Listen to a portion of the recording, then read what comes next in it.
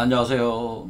토요세미나 내천대장 제3회 사전 공지 영상입니다. 이번 3차 세미나는 2월 1일 토요일날 11시부터 15시 사이에 두 개의 세미나를 순차적으로 진행하겠습니다. 첫 번째는 궁을환역 부분에서 함항손익이라고 하는 주역 64개 중에 4개의 개를 가지고 이치를 설명하는 공부를 해보겠고요. 그 가운데서 강정산 선생의 현무경의 그 첫 페이지에 등장하는 익자사무, 손자사무 개념도 같이 공부를 해보겠습니다. 공을선어록 계통에서는 성철 스님에 대한 그 내용을 한 차례 더 하는데요. 성철 스님의 불교 사상, 바로 중도 일체 실상 불의 사상을 담고 있는 내용들 중에서 1987년에 법어로 발표된 사탄의 거룩한 본 모습을 기본 텍스트로 해서 공부를 해보도록 하겠습니다. 개벽의 비밀 세 번째 궁을환역. 야산 이달 선생은 홍역학에서 주역의 중청 건계부터 시작을 해서 40개의 개를 쭉 배치를 해서 내수에 도달을 했습니다. 그래서 내수해라고 하는 것은 인류에 당면한 모든 문제가 해결됐다 그러는 거죠. 그 해결이 되었을 때 바로 내수의 다음의 괴가 손익괴에 해당되기 때문에 이 손익을 배치를 해서 덜어내고 더하는 이치로 인류 사회의 개벽 운동이 본격적으로 진행될 것을 도상에서 표현을 하셨는데요. 이것은 큰 틀에서 보자면은 여기 함과 한계에서 그 작용이 있어서 그 작용을 뭐라고 그러냐면은 선택통계라고 하는 거죠. 선택통계 간태합덕이라고 하는 겁니다. 그래서 우리가 그 주역의 설계전을 보면은 설계전 5장과 6장의 내용을 종합해서 보면은 다음과 같은 구절로 종합할 수 있는데요. 선택통계 연후에 능 변화하여 만물지 소성종이 소성시야 일세에서 만물의 그 운동이 끝난다. 그러니까 종하고 끝나고 새롭게 시작하는 시야는 요게 이제 개벽 현상이죠. 종시론이 이제 등장을 하는 겁니다. 그러니까 이전에 우리의 모든 인류 문명의 과정이 끝나고 새롭게 시작한다고 하는 거죠. 그것이 반드시 선택통계라는 과정을 거쳐서 진행이 시작이 되는데 이 선택통계를 표현하는 괴가 바로 이 함계에 해당됩니다. 함계. 그래서 함계가 택산함계로서 선택통계 메커니즘, 바로 간태합덕을 표현해 주는 거기 때문에 이 함계가 작용을 시작하면서 우리 몸속에 그 다음 내용을 보면은 그 천부인에 해당되는 한계가 발동을 하는 거죠.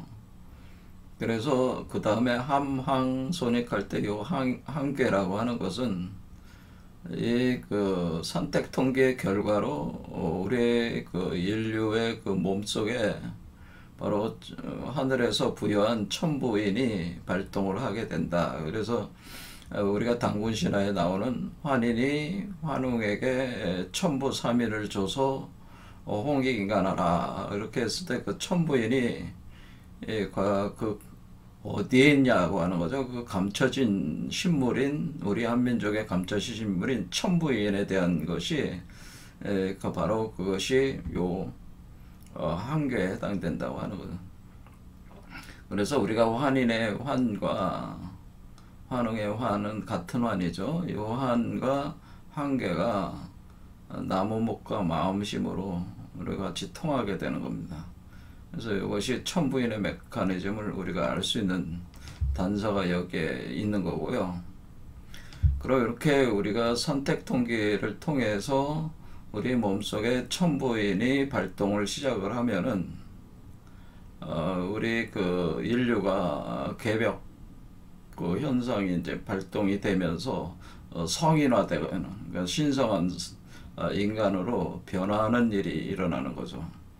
그러면 이전에 그 인간 문명이 종하고 끝나게 되고, 그리고 성인들이 주도를 하는, 그러니까 소인들이 주도하던 인류 문명이 끝나고 대성인들이 주도하는 새로운 문명이 열리게 된다는 것이 바로 종시라고 하는 거죠.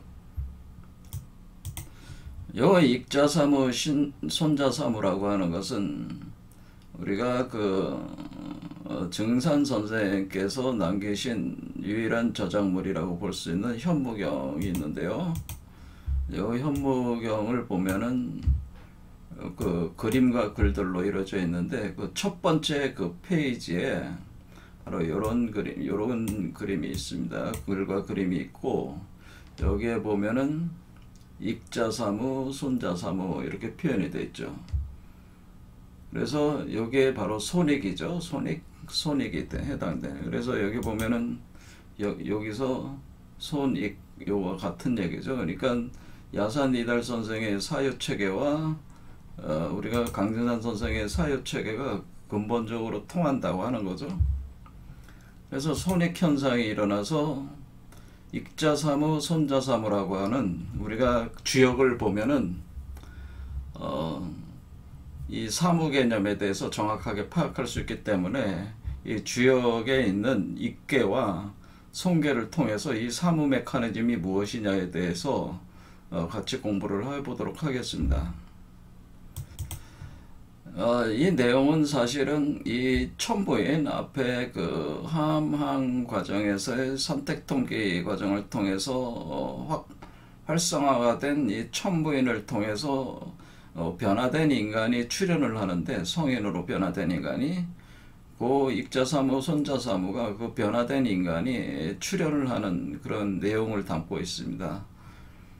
그래서 익자사무라고 하는 것은 선택 통계하기 위한 에너지가 우리 몸속에 쌓여가는 과정을 얘기하는 거고, 손자사무라고 하는 것은 그 쌓여진 에너지를 통해서 천부인을 작동을 시켜서 성인화된 인간으로 변화시키는 에너지와 물질로 투입이 되는, 그래서 그 성인을 우리 몸속에서 덜어내는 모습, 메커니즘이라고 하는 거죠.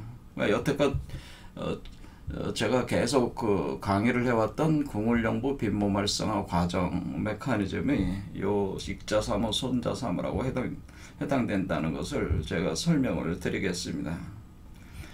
그러면 이러한 과정 자체는 사실은 우리 단군 신화에서의 홍익인간, 요 이기죠. 요 이기 바로 이 익자사무의 이기고 손익의 이기에 해당되는 거죠. 그래서 이 이기라고 하는 것은 결국 인류 전체를 그 성인화시키는, 그 변화시키는 에너지와 물질을 공급해 준다는 개념이 되겠습니다.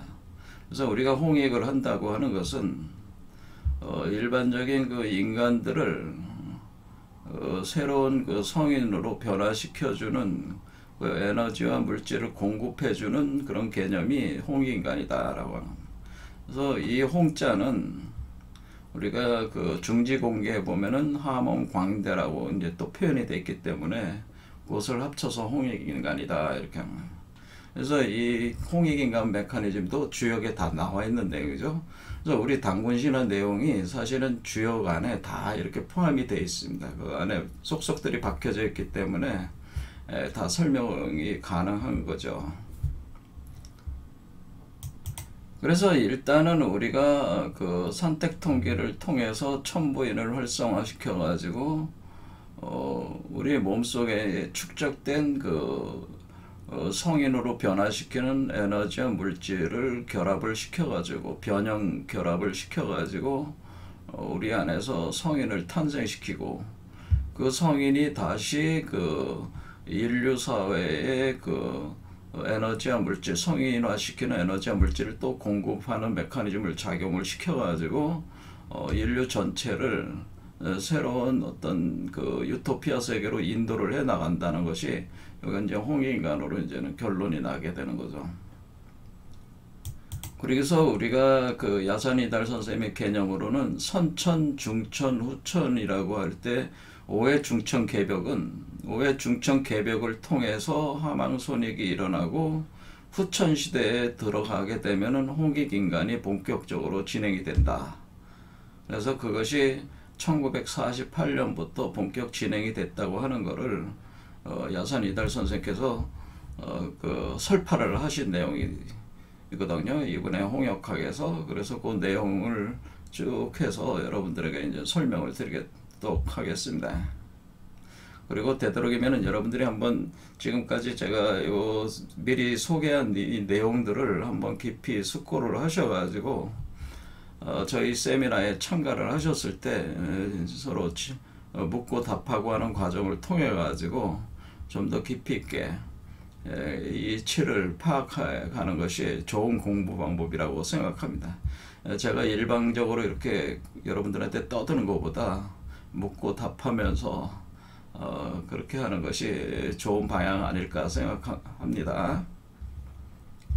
자, 그 다음 본제품강 세 번째로서 공물선으로 요번에도 그 성철 스님의 그 1987년에 군사 독재 전두환 정권 시절에 엄혹한 시대에 그 발표됐던 부처님 오신 날의 법어 내용을 통해서 그 성철 스님의 그 중도 그 일체 실상 불의사상에 대해서 한번 같이 생각해보는 시간을 갖도록 해보겠습니다. 일단 그 내용을 한번 보겠습니다. 법어 내용. 사탄이여 어서 오십시오. 나는 당신을 존경하며 예배합니다. 당신은 본래로 거룩한 부처님입니다. 사탄과 부처라는 허망한 거짓 이름일 뿐 본 모습은 초도 다름이 없습니다. 사람들은 당신을 미워하고 싫어하지만 그것은 당신을 모르기 때문입니다. 당신을 부처인 줄 알 때에 착한 생각, 악한 생각, 미운 마음, 고운 마음 모두 사라지고 거룩한 부처의 모습만 뚜렷이 보게 됩니다. 그리하여 악마와 성인을 다같이 부처로, 스승으로, 부모로 섬기게 됩니다. 여기에서는 모든 대립과 갈등은 다 없어지고 이 세계는 본래로 가장 안락하고 행복한 세계임을 알게 됩니다. 일체의 불행과 불안은 본래 없으니 오로지 우리의 생각에 있을 뿐입니다. 우리가 나아갈 가장 근본적인 길은 거룩한 부처인 당신의 본 모습을 바로 보는 것입니다. 당신을 부처로 바로 볼 때 온 세계는 본래 부처로 충만해 있음을 알게 됩니다. 더러운 뻘밭 속에서 아름다운 연꽃이 가득 피어 있으니 참으로 장관입니다. 이 얼마나 거룩한 진리입니까? 이 진리를 두고 어디에서 따로 진리를 구하겠습니까? 이 밖에서 진리를 찾으면 물속에서 물을 찾는 것과 같습니다. 당신을 부처로 바로 볼 때 인생의 모든 문제는 근본적으로 해결됩니다. 선과 악으로 모든 것을 상대할 때 거기에서 지옥이 불타게 됩니다. 선악의 대립이 사라지고 선악이 융화상통할 때 희방색에 가득히 피어있는 연꽃을 바라보게 됩니다. 연꽃마다 부처여 극락색의 아님이 없으니 이는 사탄의 거룩한 본 모습을 바로 볼 때입니다. 울긋불긋 아름다운 꽃동산에 앉아서 무엇을 그다지도 슬퍼하는가. 벌나비 춤을 추니 함께 같이 노래하며 춤을 추세. 지혜 경지가 낮은 사람들이 볼 때는 굉장히 이해할 수 없는 내용의 법어일 수도 있겠지만은 불교의 근본 이치, 중도, 일체 실상, 불의 사상적인 측면에서 자기 자신을 그 부처로 정확하게 그 본래 면목을 파악을 할 때 우리의 모든 문제는 근본적으로 해결된다고 하는 것을 아주 정확히 짚어내신 굉장히 평이하고 쉬우면서도 핵심마다 핵심들을 잘 짚어냈다고 볼 수가 있어요. 불교 사상에 대한 핵심을. 이 내용을 가지고 불교 사상을 한번 같이 공부를 해보도록 하겠습니다. 그리고 이 내용이 좀 부족할 수 있기 때문에 하나의 그 내용을 더 하려고 하는데요. 1982년 그 부처님 오신 날의 법어를 82년도에 발표된 것도 한번 같이 볼 생각입니다. 자기를 바로 봅시다. 자기는 원래 구원되어 있습니다. 자기가 본래 부처입니다. 자기는 항상 행복과 영광에 넘쳐 있습니다. 극락과 천당은 꿈속의 잠꼬대입니다. 자기를 바로 봅시다. 자기는 시간과 공간을 초월하여 영원하고 무한합니다. 설사 허공이 무너지고 땅이 없어져도 자기는 항상 변함이 없습니다. 유용무용할 것 없이 우주의 삼라만상이 모두 자기입니다. 그러므로 발작이는 별, 춤추는 나비 등등이 모두 자기입니다. 자기를 바로 봅시다. 모든 진리는 자기 속에 구비되어 있습니다. 만약 자기 밖에서 진리를 구하면 이는 바다 밖에서 물을 구한과 같습니다. 자기를 바로 봅시다. 자기는 영원함으로 종말이 없습니다. 자기를 모르는 사람은 세상의 종말을 걱정하며 두려워하여 헤매고 있습니다. 자기를 바로 봅시다. 자기는 본래 순금입니다. 욕심이 마음의 눈을 가려 순금을 잡철로 착각하고 있습니다. 나만을 위하는 생각은 버리고 힘을 다하여 남을 도웁시다. 욕심이 자취를 감추면 마음의 눈이 열려서 순금인 자식을 바로 보게 됩니다. 자기를 바로 봅시다. 아무리 헐벗고 굶주린 상대라도 그것은 겉보기일 뿐 본 모습은 거룩하고 숭고합니다. 겉모습만 보고 불쌍히 여기면 이는 상대를 크게 모욕하는 것입니다. 모든 상대를 존경하며 받들어 모셔야 합니다. 자기를 바로 봅시다. 현대는 물질 만능에 휘말려 자기를 상실하고 있습니다. 자기는 큰 바다와 같고 물질은 거품과 같습니다. 바다를 봐야지 거품은 따라가지 않아야 합니다. 자기를 바라봅시다. 부처님은 이 세상을 구원하러 오신 것이 아니고 이 세상이 본래 구원되어 있음을 가르쳐 주려고 오셨습니다. 이렇게 큰 진리 속에서 살고 있는 우리는 참으로 행복합니다. 다 함께 길이길이 축복합시다. 자, 이 내용을 봤지만은 우리 본래 자기라고 하는 것은 시간과 공간을 초월하고 영원 무한한 바로 부처 그 자체라고 하는 것이고요. 우리가 깨달음과 구원을 구하지만은 사실은 이미 우리는 깨달은 존재이고 구원되어 있는 존재라고 하는 것, 그것을 정확히 파악을 하게 되면은 그 자신의 그 일체의 모든 고통스러운 마음과 세계의 고통을 주고 있는 자기 자신을 벗어나서 그 본래 자기를 파악을 함을 통해서 진정한 그 진리 속으로 행복 속으로 들어갈 수 있다고 하는 내용이 되겠습니다. 그래서 이 내용도 굉장히 평이하고 대중에게 잘 그 맞는 내용들로 이렇게 구성되어 있죠.